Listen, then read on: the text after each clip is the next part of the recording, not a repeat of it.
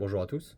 Une vidéo d'essai de cet ampli de puissance KDA 1000 CE fabriqué par Klipsch, sur lequel le client m'indique ne pas réussir à piloter l'appareil via l'interface réseau.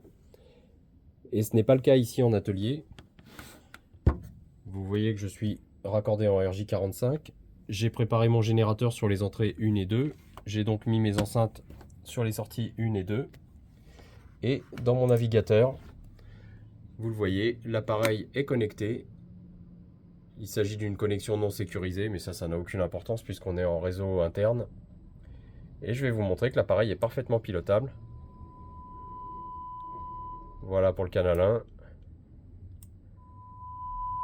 Voilà pour le canal 2. Donc vraiment, je ne constate pas le dysfonctionnement. Je vais conseiller au client de revoir son réseau. A priori, il a contacté le service support de Klipsch pour faire un reset de l'adresse IP.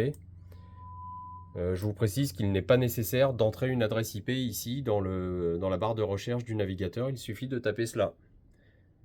Donc on tape http://kda 1000 ou 500 en fonction du modèle de l'appareil. Ici c'est un KDA 1000 et vous devriez avoir cette fenêtre.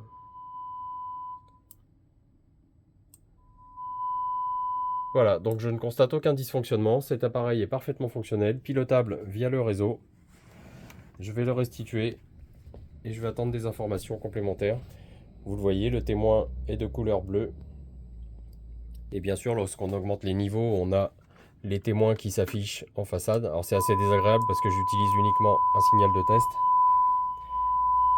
Vous le voyez ici, on a la présence de la modulation qui est indiquée par les diodes. Tout comme c'est le cas dans l'appli.